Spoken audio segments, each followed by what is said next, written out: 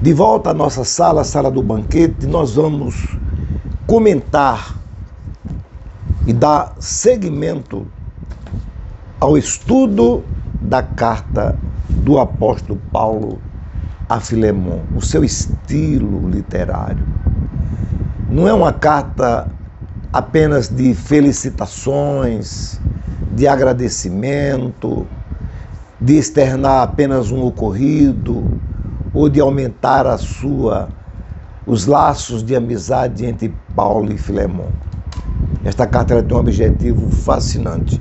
Eu estou estudando aqui a Bíblia de Genebra, de estudos de Genebra, muito boa, e não estou fazendo uso especificamente do seu comentário, mas é pela estrutura da sua escrita, da sua, vamos dizer, desta versão, que ela é muito boa. E quando o apóstolo Paulo, ele diz aqui no primeiro versículo, Paulo, prisioneiro de Cristo, e ao irmão Timóteo e ao amado Filemon, também nosso cooperador, colaborador. É muito gostoso quando a gente começa a estudar.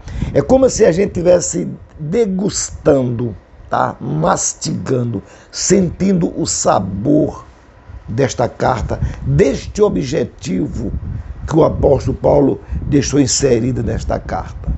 A carta ela tem um teor, ou ela tem um objetivo muito precioso: fazer com que Filemon tenha uma atitude cristã com Onésimo.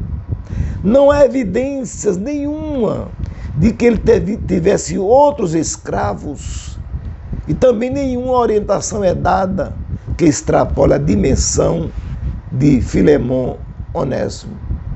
Jamais. A gente observa isso de uma forma maravilhosa, uma forma radiante. A questão fundamental, ela se estabelece em dois pilares. O primeiro, o escravo deveria ser recebido como pessoa livre. Observe. E o segundo, como livre, ele deveria ser integrado na comunidade cristã em virtude de ele já estar convertido e evangelizado pelo apóstolo Paulo.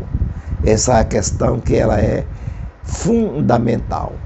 A relação de Filemon com Onésimo mudaria nessas duas direções. A fuga resultou em descoberta da fé, e aquilo que poderia ser prejuízo econômico para o proprietário do escravo, que é Filemon, se tornou lucro para o evangelho. Veja como é profundo esta carta. Um capítulo só.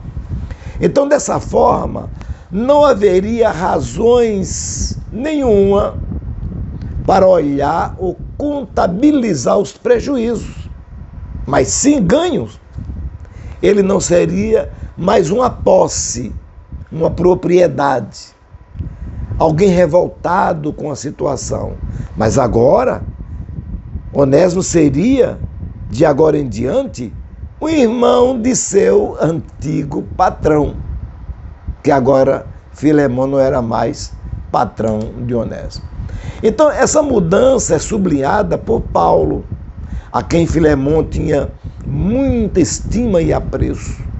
Ele foi muito útil ao apóstolo, e considerando tais sentimentos acentuados por Paulo na carta, a condição de escravo seria diferente ao retornar ao antigo lugar de onde fugira. O fato de esta carta estar no cânon é porque ela deve ter sido considerada, e com certeza foi, mais do que uma carta pessoal entre Paulo e Filemon.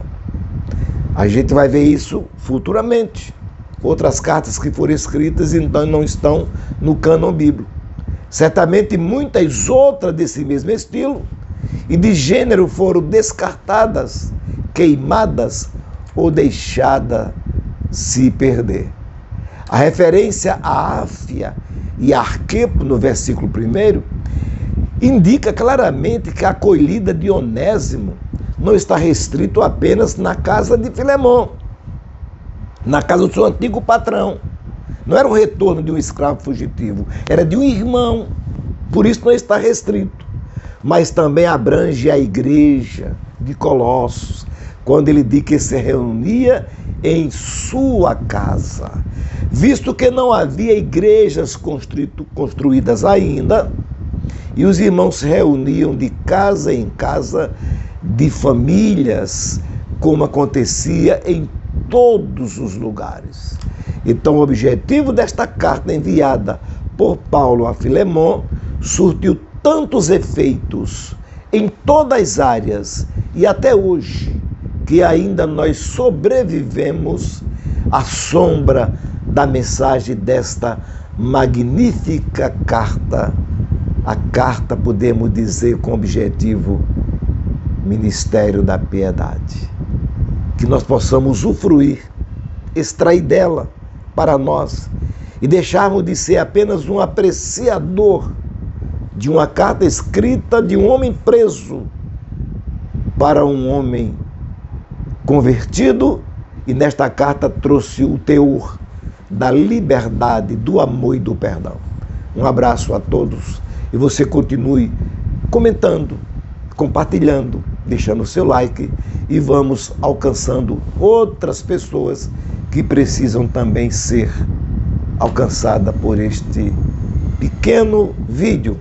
E você é o responsável por isso. Até já.